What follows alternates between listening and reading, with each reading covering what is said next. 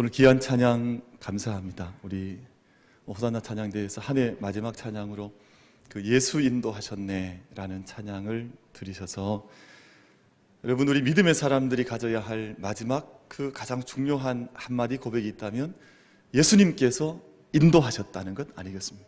예수님께서 인도하셨고 또 예수님께서 지켜주셨고 또 예수님께서 앞으로도 인도해 주실 줄로 믿습니다. 우리 인도해 주실 하나님, 또 오늘 귀한 찬양으로 우리의 믿음을 고백한 우리 찬양대에게 우리 감사와 또 격려의 박수로 같이 한번 우리 박수하도록 하시겠습니다. 귀한 찬양 감사합니다. 우리 자기 계신 분들 한번 인사하겠습니다. 예수님께서 인도하셨습니다. 우리 한번 인사하겠습니다. 예수님께서 인도하셨습니다.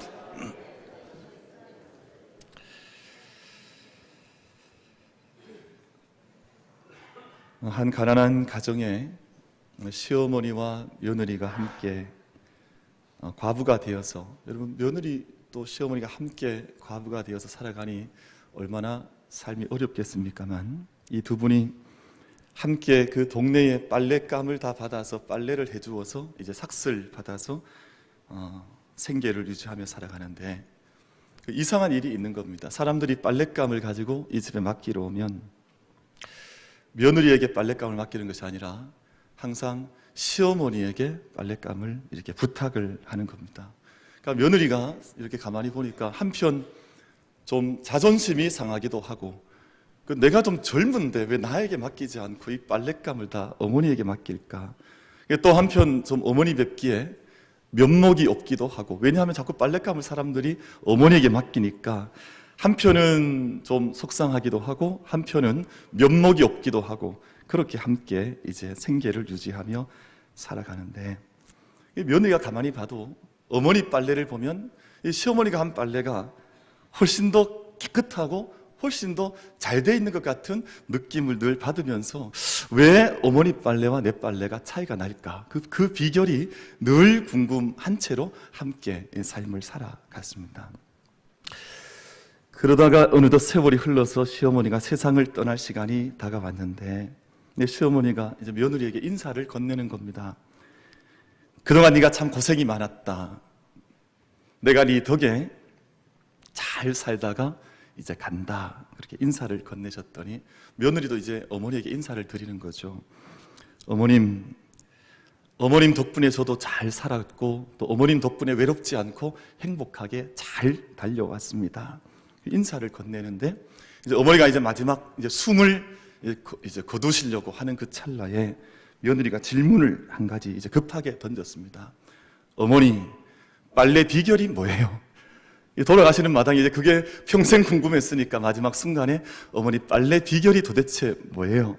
질문을 던졌더니 어머님 하시는 말씀이 마지막을 꽉 짜서 널어라. 마지막이 중요한 거야. 그러시고는 숨을 거두셨다는 옛적 이야기가 있습니다.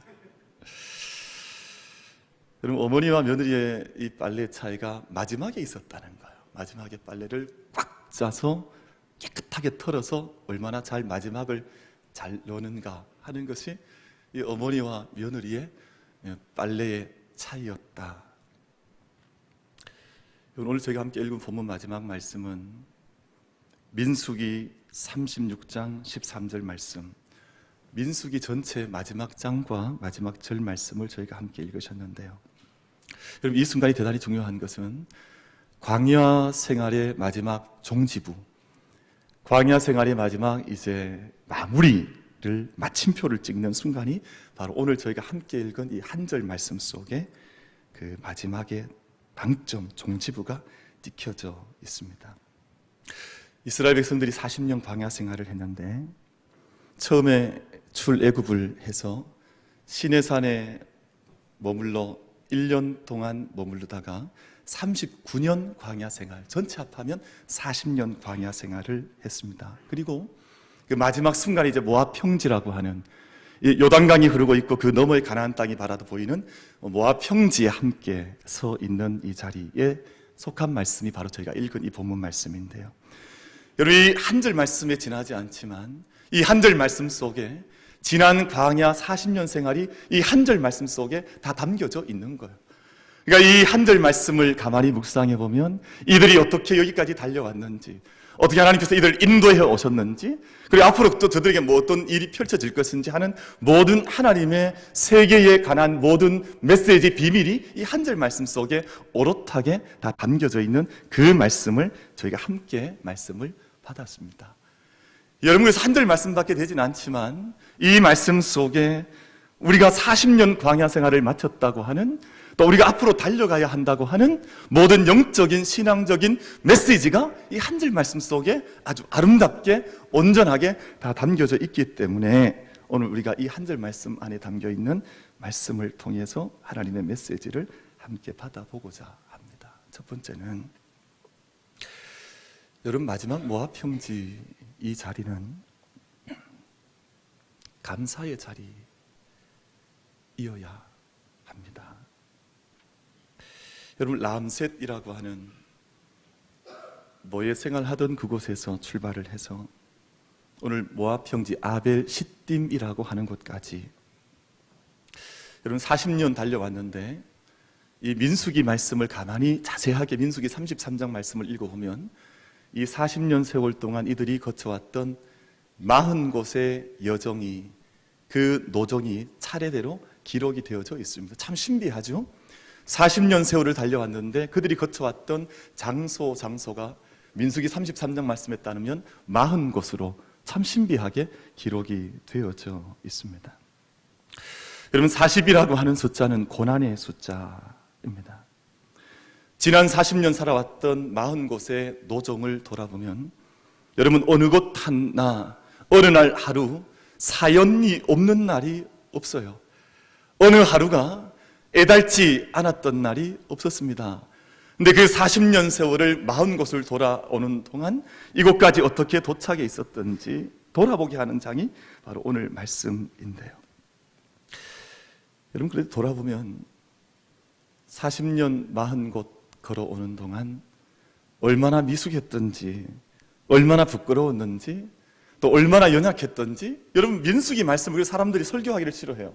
왜냐하면 민수기 말씀에는 성공의 석시드라고 하는 이 성공의 이야기가 잘 나타나질 않아요. 여러분, 그래서 40곳 이렇게 노정을 따라가 보면 참 부끄럽고, 그래서 우리 대자비라 그러잖아요. 대자비. 뭔가를 이렇게 보면 어딘가 많이 본 듯한 이야기가 민수기 속에 얼마나 많이 나오는지, 민수기를 읽다 보면 우리 인생의 이야기, 내 삶의 노정, 내 삶의 여정, 내가 거쳐왔던 모든 것들과 겹치는 메시지가 얼마나 많은지 몰라요. 그래서 제가 다 말씀드릴 수는 없고 말씀 묵상하다가 제가 7가지를 정도 뽑아왔는데, 여러분 한번 이렇게 마음속에 돌아보시며 말씀을 들어보시면 좋을 것 같습니다. 광야 역사에 광야 40곳 노정의 아주 대표적인 곳들인데요. 마라, 여러분 기억하시죠? 마라에 도착해서 물을 마시는데 그 광야길 가운데 하나님께서 물을 허락하셨던 그곳에 물이 있었더니 거기서 하나님 앞에 그들이 원망하고 또 분을 발했던 그 장소를 마라, 쓴 물이 났던 자리라고 기록을 합니다. 여러분, 르비딤에 진을 쳤을 때 또 물이 없다고 원망하다가 거기서 무리바, 다툼, 무리바라는 말은 다툼이라는 말인데요, 르비딤에서 또 원망하고 또 백성들끼리 다툼을 벌입니다. 기브롯 핫다와라고 하는 것은 만나를 먹던 중이었습니다. 만나를 하나님께 주셔서 만나를 먹던 중에 가만히 생각해보니 애굽의 고기가 생각이 나는 거예요. 그러니까 이 먹던 중에 하나님을 원망하자 그곳이 하나님께서 진노하셔서 탐욕의 무덤으로, 그들이 이 사이에 만나 고기가 끼어 있을 때 탐욕의 무덤으로 함께 심판받았던 것이 기브롯 핫다아와라고 하는 곳이었습니다. 민수기 11장 말씀을 읽어보면 백성들이 악한 말로 원망을 하다가 진영 끝이 불이 일어나는, 여러분 왜 불이 일어났냐 하면 갑자기 불이 일어난 것이 아니라 하나님 앞에 그들이 영광을 돌리지 못하자, 그들이 원망 가운데 서게 되자 그곳이 다베라라는 말로 모든 것이 진영이 타버리는 땅으로 변화가 되었다 말씀을 하고 있습니다. 민수기 13장 14절 말씀에 보면 정탐꾼이 가나안 땅을 보고 돌아왔는데 그들이 보고서를 작성을 하는데요, 그곳 땅은 아름답지만 결국 무슨 이야기를 하냐면 나는 하나님을 믿지 못하겠다 하는 보고서를 이스라엘 백성들 앞에 올리는 그런 보고서가 이 민수기 말씀 속에 기록이 되어져 있습니다. 민수기 16장 말씀을 보면 제사장 가문이었던 고라와 다단과 아비람이 모세와 아론 반역하다가 그들이 삼킴받는, 땅에 삼킴받는 사건이 또 기록이 되어져 있습니다. 민수기 25장 말씀을 보면 시딤에서 모압 여인들과 음행을 한 사건이 기록이 되어져 있습니다. 그러면서 이 모든 민수기 사건 속에 있는 40년 역사의 40곳의 이야기들을, 스토리를 따라가다 보면 그들이 출애굽의 놀라운 구원의 경험들과 하나님의 그 놀라운 세계 앞에 섰음에도 불구하고, 그들이 기적과 임재를 목격했음에도 불구하고 하나님 말씀 앞에 온전히 순종하지 못했던 이야기들로 가득 차 있습니다. 여러분, 그런데 민수기 말씀은 그렇게 끝나는 것이 아니라 그럼에도 불구하고 하나님께서 그들을 낮에는 구름 기둥으로 인도하시고 밤에는 불기둥으로 지켜주셨다는, 보호하셨다는 말씀이 기록이 되어져 있습니다. 그리고 그들에게 만나와 메추라기를 먹이시고 반석에서 물을 솟아나게 하시면서, 여러분, 이들은 하나님께서 분명히 포기할 법한 많은 명분을 주었음에도 불구하고 하나님께서 그들과의 맺은 언약 깨뜨리지 않으시고 마침내 모압 평지에 서게 하셨다는 말씀을 민수기에서 우리 가운데 증언하고 있습니다. 민수기의 메시지가 뭐냐 하면 하나님의 은혜입니다. 오늘 찬양대 찬양 여러분 드린 것처럼 예수님께서 여기까지 우리를 인도하셨구나, 하나님께서 우리 가운데 은혜를 베풀어 주셨구나, 우린 수없이 지난 40년 동안 참 하나님 앞에 많은 실수했고 우린 많이 부족했고 하나님 앞에 온전하지 못했지만 하나님께서 구름 기둥으로 불기둥으로 또 반석에 물을 나게 하심으로 또 만나와 메추라기로 이 모든 광야 같은 세상 가운데서 우리를 여기까지 인도하셨다는 말씀의 메시지가 바로 민수기 말씀 속에 오롯하게 기록되어져 있는 하나님의 말씀의 핵심적인 주제 중에 주제가 하나님의 은혜입니다. 민수기 말씀 가운데 재미있는 것 두 가지를 말씀을 드리려고 하는데요. 민수기 1장 말씀을 보면, 민수기라는 말은 넘버스라는 말이에요. 사람이 숫자를 세웠다. 근데 처음 이제 출애굽 1세대 숫자를 세웠는데 60만 3,550명이었더랬습니다. 인구가 작지 않았거든요. 근데 하나님께서 그 한 사람 한 사람 수를 다 세신 거예요. 여러분, 그러니까 오늘 예배드린 이 자리에 계신 여러분을 하나님께서 우리를 도매급으로 세셨다는 말이 아니에요. 60만 3,550명. 여러분, 2차 계수했을 때는 60만 1,350명이었는데요. 그러니까 1차, 2차 하나님께서 사람의 숫자를 세실 때 도매급으로 그냥 너희가 숫자가 많다 이렇게 말씀하신 것이 아니라 한 사람 한 사람 내가 너희를 인도하겠다 하나님 말씀하시면서 그 길을 광야의 노정에서 인도해 오셨다는 의미가 민수기 말씀 속에 기록이 되어져 있습니다. 여러분, 그리고 민수기 22장부터 24장 사이에 재미있는 이야기가 있는데요. 발람이라고 하는 선지자의 축복 이야기가 있습니다. 발락이라고 하는 모압 왕에게 이제 고용당한 선지자였는데요. 무엇을 위해서 고용을 당했냐 하면 지금 이 모압 땅을 거쳐가고 있는 이스라엘 백성들을 저주하고 이들에게 이제 나쁜 예언을 하도록 이렇게 채용된 선지자가 발람이었습니다. 돈을 받고 이제 예언을 해야 하는데 저주를 부탁하고 이들에게 악한 말을 쏟아내라고 부탁했는데 발람이 그렇게 하질 못하는 거예요. 자기 마음은 이제 돈을 받았고 고용이 되었으니 저주를 부어야 하는데 저주가 나오는 것이 아니라 그들에게 나오는 모든 예언은 축복의 예언이 자기 입술을 통해서 흘러나오는 그 말씀이 민수기 말씀 22장, 23장, 24장에 독특하게 이 말씀이 기록이 되어져 있습니다. 이 말씀의 의미가 뭐냐 하면 하나님께서 아무리 발락이 이스라엘을 저주하려고 해도 하나님께서 택하신 이 백성 가운데 내가 은혜를 베풀고 내가 이들을 지키고 내가 이들을 신실하게 이끌어가고 있다고 하는 하나님의 은혜와 사랑을 보여주는 말씀이 신실한 하나님의 사랑에 대한 메시지가 민수기 말씀의 주제로 이렇게 기록이 되어져 있습니다. 사랑하는 우리 만민의 모든 성도 여러분, 우리가 지난 39년의 역사를 써왔고 우리도 오늘 어떻게 보면 이 민수기 오늘 마지막 말씀과 어쩌면 똑같은 자리인지 모릅니다.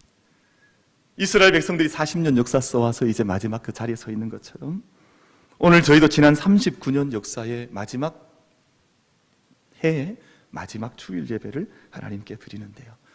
어떻게 보면 우리가 다 함께 오늘 우리 역시 모압 평지에, 영적인 모압 평지에 서 있는 자들로 함께 이 자리에 서 있는데요. 우리가 하나님께서 우리를 택하여 주시고 우리를 지켜주시고 우리를 인도해 오신 하나님의 모든 속길 앞에 우리가 그냥 무덤덤하게 이 자리에 앉아서 예배하는 우리들이 아니라, 여러분, 우리 가운데 하나님께서 복 주시기 원하시고, 지키시기 원하시고, 얼굴을 비추셔서 은혜 베푸시기 원하시고, 우리에게 하나님의 평강을 주시기를 원하신다고 하는 이 민수기 6장 말씀의 메시지를 따라서 우리 가운데 이렇게 지켜오신 하나님의 은혜 앞에 우리가 참된 감사의 물길을 길어 올려서 그 앞에 감사의 제사로 나아갈 수 있는 우리 만민의 모든 예배자들이 다 되실 수 있게 되기를 주님의 이름으로 축복합니다. 우리 마음속에 그래서 39년, 40년 역사를 써오실 때 하나님께서 우리를 만약에 인도하지 않으셨다면, 우리에게 은혜 베풀지 않으셨다면, 우리에게 평강 주시지 않으셨다면, 우리에게 복 주시지 않으셨다면 어떻게 우리가 우리 인생의 역사를 여기까지 써올 수가 있었겠습니까? 여러분, 오늘 우리의 인생의 모압평지, 올 한 해의 마지막 이 자리, 우리가 이 모압평지에 서서 정말 우리가 하나님 앞에 감사의 고백을 우리 영혼으로부터 끌어올려서 우리가 정말 감사 없는 예배가 아니라 우리 영혼 내에 한마디 고백이 있다면 예수께서 여기까지 우리를 인도하셨다고 하는 하나님의 손길 앞에 참된 감사의 메시지, 우리 감사의 고백을 담아 함께 예배 자리에 엎드릴 수 있는 우리 모든 예배자들이 다 되시기를 주님의 이름으로 축복합니다. 여러분, 모압 평지에 섰는데요, 모압 평지는 마지막 목적지는 아닙니다. 오늘 본문의 이제 자리가 모압 평지이지만 모압 평지는 마지막 목적지는 아닙니다. 여러분, 이 앵글을 잘 보시면 좋은데요, 모압 평지에 서서 요단 강가를 바라보고 요단강 너머에 있는 가나안, 지금 오늘 말씀에 보면 여리고는 가나안의 첫 성이지 않습니까? 그러니까 이 가나안과 여리고를 바라보는 자리가 바로 모압 평지라고 하는 자리입니다. 우리는 광야길을 지나갑니다. 와일드니스라고 하는 이 광야길. 여러분, 광야는 왜 필요하냐 하면, 광야는 사실은 뭐 여행 삼아 가는 건 괜찮지만 사실 그곳에 가서 40년 보내라고 하면 참 죽지 못해 살아가야 하는 참 고통의 자리가 광야인데요. 왜 광야가 필요하냐 하면, 광야를 거치고 나면 신분이 변하는 거예요.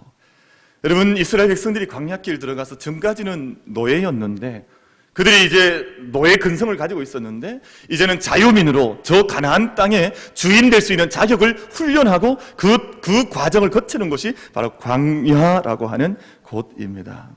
그러나 그곳에 정착할 수는 없죠. 광야가 정착하는 땅은 아닙니다. 광야에서 그것에 너희가 그것에 그냥 주구장창 머물러 살라고 하나님께서 광야를 지나게 하신 것이 아니라, 광야길 지나는 동안 너희가 너희 껍질을 벗어버리고 너희가 좀 벗어야 될 것들 벗고 너희의 근성과 성품과 모든 것을 훈련하여서 이제는 저 땅의 주인 될 수 있는 그 자격을 갖추라고 하나님께서 거치게 하시는 것이 바로 광야라고 하는 곳 아닙니까? 이 광야는 새 창조가 시작되는 곳입니다. 광야길 지나지 않을 때는 몰랐던 많은 것들을 깨닫고 그곳에서 새로운 창조를 기약받는 것이 바로 광야라고 하는 것인데요, 여러분, 혹시 지난 한 해 동안, 오늘 제가 마지막 주 예배를 드리고 있습니다만, 혹시 우리 성도님들 가운데 광야 같은 시간을 거쳐오신 분 혹여 있지는 않으십니까?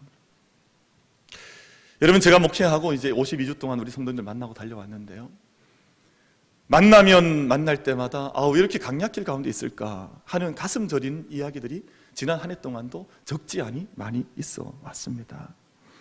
사랑하는 성도 여러분, 그러나 그럼에도 불구하고 지난 1년이 거칠고 힘들었다 할지라도, 여러분, 우리가 온전하게 서야 하는 그 땅은 모압 땅, 광야 땅이 아니라 하나님께서 약속하신 그 땅을 바라보고 다시금 출발하고자 하는 믿음의 불꽃을 다시 한번 불밝힐 수 있는 이 마지막 주 송년 예배가 될 수 있게 되기를 주님의 이름으로 축복합니다. 여러분, 광야길 달려갈 때 자기 발 밑만 바라보는 사람은 절대 광야길 다 달려갈 수가 없습니다. 여러분, 자기의 능력만 의지하고 달려가는 사람도 광야길 다 달려갈 수가 없습니다. 자기 손만 바라보고 또 자기가 달려가고 있는 거친 발 아래만 바라보고 사는 사람은 절대 이 광야길 다 달려갈 수도 없고 저 보이는 가나안 땅, 약속의 땅의 주인공이 될 수도 없습니다. 사랑하는 성도 여러분, 내가 가야 할 땅이 어딘가 믿음의 눈을 발바닥 아래 자기 발만 바라보는 사람이 아니라 내가 달려가야 할 하나님의 약속의 땅을, 소망의 땅을 믿음의 눈을 높이 들어서 바라보는 그 사람이 바로 믿음의 사람이 되는 줄로 믿습니다. 내가 내 손에 잡혀져 있는 것만 바라보는 것이 아니라 하나님의 손길을 바라보고 이 땅을 지나고 이 땅을 일하고 이 땅을 걸어가는 사람이 바로 믿음의 사람이 되는 줄로 믿습니다. 그러면 민수기에는 참 수많은 실패자들의 이름이 이 말씀 속에 기록이 되어져 있습니다만, 오늘 모압 평지에 발을 딛고 서 있던 이 사람들은 실패자는 이 자리에 서 있지 못했습니다. 왜냐하면 출애굽 1세대는 다 이미 사라져 버렸습니다. 여러분, 제가 출애굽 1세대로 광야 가운데에서 자기의 소명 마치지 못하고 실패하는 사람들의 인생이 아니라 우리의 눈이, 여러분, 그래서 중요한 사람, 민수기에서 이 중요한 사람, 사실은 이 중요한 사람이, 물론 모세 이름이 기록되어 있습니다만 여호수아와 갈렙이 그래서 중요합니다. 여러분, 우리가 믿음의 온전히 눈을 떠서 우리 발 아래만, 내 손만 바라보는 자들이 아니라 우리가 가야 할 약속의 땅, 약속의 방향을, 믿음의 땅을 놓치지 말고 그것을 주목해서 늘 바라보고 그 방향을 바라보고 걸어갈 수 있는 우리 만민의 모든 예배자들 다 될 수 있게 되기를 주님의 이름으로 축복합니다. 그래서 우리 한 해 동안 아마 거친 광야길도 많았을 것입니다. 지금도 어떻게 보면 마지막 주 우리가 함께 예배드리지만 지금도 내 발이 거친 광야 같은 땅 위에 서 있을지도 모르겠습니다만, 여전히 우리가 이 땅 위에 발 딛고 서서 요단강 바라보고, 그리고 그 너머에 있는 약속의 땅 함께 믿음을 열어 바라보면서 우리가 가야 할 길을 명확하게 바라보고 걸어갈 수 있는 축복이 우리 모든 예배자들 가운데 임할 수 있게 되기를 주님의 이름으로 축복합니다. 여러분, 오늘 말씀을 가만히 보시면 제가 말씀을 다시 한번 읽어보겠습니다. 이는 여리고 맞은편 요단가 모압 평지에서 여호와께서 모세를 통하여 이스라엘 자손에게 명령하신 계명과 규례니라. 이 말씀은 하나님께서 모세를 통해서 모세에게 말씀을 주셨다 하는 의미를 갖는 한 절 말씀인데요. 여러분, 조금 더 우리가 좀 더 확장해서 말씀을 묵상을 해보면, 하나님께서 모세에게 명령하시고 또 하나님께서 모세에게 능력을 나타내셔서 모세를 통해서 여기까지 하나님께서 이 40년 역사를 쏘게 하셨다 하는 그런 의미를 담고 있는 말씀이기도 합니다. 우리 사랑하는 성도 여러분, 하나님은 반드시 누군가를 통해서 말씀하시고 또 하나님 누군가를 통해서 하나님의 역사를 이제 써 가시는 것입니다. 그래서 어떤 하나님의 사람들이 하나님 비전과 뜻을 품고 그 앞에 순종할 때 그 순종의 사람, 말씀의 사람, 비전의 사람, 그 꿈의 사람을 통해서 하나님의 역사를 이 거친 세상 광야길 가운데에서도 모세를 통해서 말씀하시고 규례를 주셨던 것처럼, 여기까지 인도하신 것처럼 하나님의 사람을 통해서 그 역사를 하나님께서 써내려 가시는 것입니다. 그래서 하나님 쓰시는 도구가 있고 하나님 펼치시는 통로가 되는 인생들, 그런 믿음의 사람들이 이 땅 가운데 반드시 있는 것입니다.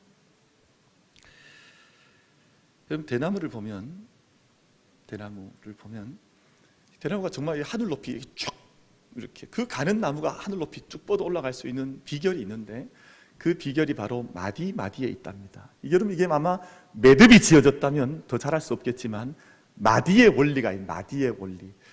여러분, 모세는 40년 광야길을 걸어오면서 여러분 40번 자기 인생에 마치 멈추어야 될 것 같은 그런 순간들을 경험하면서 그 자리에서 멈춘 것이 아니라 그의 모든, 그것이 마라이든 그것이 르비딤이든 그것이 기브롯 핫다와이든, 여러분 우리 보통 사람 같으면 그냥 여기서 좀 멈췄으면 좋겠다, 그냥 왜 이렇게 힘든 인생을 왜 살아가야 하는가? 세상 사람 그런 이야기 많이 하잖아요. 너무 힘드니까 그냥 마라의 원망과 고통, 쓴물 마시고 나면 그만 여기서 멈추면 좋겠다 생각하지만, 여러분 40년 써왔던 모세의 인생을 보면 멈춤의 인생이 아니라 마디의 인생이었습니다. 한마디 다시금 거기에서 힘을 모아 또 한 번 다시 한번 자기의 인생길을 다시 한번 확장시켜 나갔던 마디의 인생, 믿음을 거쳤던 사람이 바로 모세였습니다. 여러분, 저기 기름 넣는 큰 통을 여러분 뭐라 그럽니까? 기름 넣는 큰 통, 드럼통, 그죠? 여기 드럼통, 이렇게 큰 드럼통. 여러분, 드럼통을 보시면 여러분 이게 매끈합니까? 매끈합니까? 아니면 마디가 있습니까? 중간에 이 마디가 있다는 거예요. 여러분, 그래서 이 드럼통을 만들었던 사람들이 이 대나무에서 배웠다는 겁니다. 이게 한 매듭을 지어버리고 그냥 통으로 만들면 많은 물을 그렇게 잘 담을 수 없어서 물 담아놓으면 깨지거나 이제 파괴된다는 거죠. 근데 이 드럼통을 담을 때 큰 중량 많은 물을 담고 액체를 담아도 드럼통을 이렇게 마디마디를 만들어 놓으면 그냥 이렇게 민자로 만드는 것보다 4배 정도 많은 물을 담을 수 있다는 것입니다. 여러분, 만약에 이게 그냥 멈춰져 있거나 그냥 매듭이 지어져 있어 버리면 그 다음이 없는 것이죠. 그러나 마디를 잘 간직한 사람은 그 다음을 다시금 달려갈 수 있는 약속을 가진 그런 소망의 사람이 될 수가 있는 것이죠. 그래서 모세의 인생을 보면 40년 40초소에서 자기 마디마디를 가졌던 사람이었습니다. 오늘 아마 이 자리는 우리의 마디를 다시 한번 우리가 가지고 다시금 약속의 자리로 나아가는 그 자리이지요. 사랑하는 성도 여러분, 모세를 통해서 역사하시고 일하셨던 하나님께서 저와 여러분의 손을 통해서도 역사하시는 참된 믿음의 마디를 가진 사람들이 되어서 그냥 매듭짓고 끝내버린 사람이 아니라 우리 믿음의 마디를 가진 사람들이 되어서 하나님의 일을 또 써나갈 수 있는 우리 모든 만민의 성도들이 다 되시기를 주님의 이름으로 축복합니다. 그럼 지난 12월 7일, 12월 8일 그 캐나다 밴쿠버에서, 밴쿠버 참 아름다운 도시인데요, 그 피겨 스케이팅 그랑프리 파이널이라고 하는 그 세계 랭킹에 들어간 이제 피겨 스케이터들을 모아서 함께 하는 한 6번 정도 대회에서 이제 우승한 경력이 있는 사람들만 모아서 하는 그랑프리 파이널, 그 세상에서 스케이트를 제일 잘 타는 사람들만 모아서 하는 이제 파이널 대회가 있었습니다. 근데 그 대회에서 우리나라 고등학생 선수인 차준환이라고 하는 참 잘생겼어요. 저랑 좀 닮은 것 같아요. 얼마나 잘생겼는지 이 친구가 막 이렇게 막 키도 늘씬, 요즘 키가 쭉 컸다 그렇게 최근에 피겨 스케이트들이 사실 키가 그렇게 큰 게 좋지 않다고 하는데 이 친구가 키가 크게 막 자랐지만 그래도 마지막에 메달을 땄습니다. 이 메달이 2009년에 이제 김연아 선수가 따고 난 후에 10년 만에 우리나라에서 처음 다시금 10년 만에 딴 메달인데요. 여러분, 체조나 혹은 이런 피겨 스케이팅이나 이 모든 대회의 가장 포인트가 뭐냐 하면 마지막 얼음판에 내리는 착지의 순간입니다. 여러분, 뜨는 순간은 다 멋있게 뜰 수 있습니다. 뜨는데 뭐가 문제가 되겠습니까? 함께 발을 차서 하늘에 떠서 많이 돌 수도 있고 돌 수도 있지만 마지막 랜딩하는 순간이, 마지막 닿는 순간에 만약에 넘어지거나 그 자리에서 실수해서 그냥 이렇게 실수를 하면 그 점수는 다 날아가 버리고 마는 것이죠. 그날 대회도 차준환 선수가 처음에는 한 번 실수를 했어요. 처음 이제 회전하는데 넘어져 실수했는데 그 다음에 마음을 다시금 다잡았습니다. 그리고 마지막 순간까지, 마지막 경기가 끝나는 그 프로그램에 실수 없이 마지막 착지까지 잘 마무리를 하고 이 경기에서 좋은 성적을 이제 거둔 것이지요. 사랑하는 우리 모든 성도 여러분, 시작이 중요하지만 정말 잘 믿음 안에서 마치는 것이 얼마나 중요한지 모릅니다. 우리가 한 해의 마지막 주일 예배를 드리고 있는데요, 우리가 믿음으로 아마 여러분 한 해를 다 시작을 했을 것입니다. 우리 한국교회 성도들은 한 해를 첫 시작할 때는 얼마나 잘 시작하는지 모릅니다. 그래서 송구영 신예배도 1년 중에 제일 많이 예배에 나오는 것 같아요. 막 그날 다 나와서 기도로 시작을 하고 믿음으로 한 해를 시작을 하는데, 여러분, 한 해의 마무리도 믿음으로 할 수 있는 우리 모두가 다 될 수 있게 되기를 주님의 이름으로 축복합니다. 여러분, 믿음으로 출발했던 애굽 땅을 떠났던 사람들이 다 가나안 땅 다 들어간 것이 아니에요. 여러분 다 알고 계시잖아요. 믿음으로 출발했다고 했지만 얼마나 많은 사람들이 중간에 그 마지막 마무리를 못해서 그 광야에서 죽어나갔는지 모릅니다. 여러분, 성령으로 시작한 한 해였다면 감사로 마무리할 수 있는 한 해가 될 수 있기를 주님의 이름으로 축복합니다. 저는 감사가 그래서 제일 중요하다고 생각을 합니다. 한 해 마무리를 하면서 우리 마음속에 흘러나오는 감사에 대한 마음. 여러분, 이제 하루 이틀밖에 남지 않았잖아요. 오늘과 내일인데요. 여러분, 한 해를 여러분 영적으로 난삽하게 정리하지 마시고 모든 한 해를 여러분 복귀하시되 모든 순간순간들마다 모든 삶의 여정들마다 오늘 찬양대 정말 이 찬양처럼 예수께서 인도하셨구나, 내 삶의 여정을 끝내고 그 강가에 서서 그 언덕에 서서 고백할 수 있는 한마디 말이 있다면 내 인생을 주님께서 인도하셨구나 하는 그 믿음의 고백 속에서 우리 이 한 해의 마지막 시간들을 아름답게 마무리할 수 있는, 우리가 감사하고 소망 가운데 가나안을 바라보고 우리 하나님께 함께 쓰임받는 행복한 도구들 되어서 주님, 우리가 그 은혜를 고백하며 한 해를 마감할 수 있는 우리 모두가 다 되어지시기를 주님의 이름으로 축복합니다.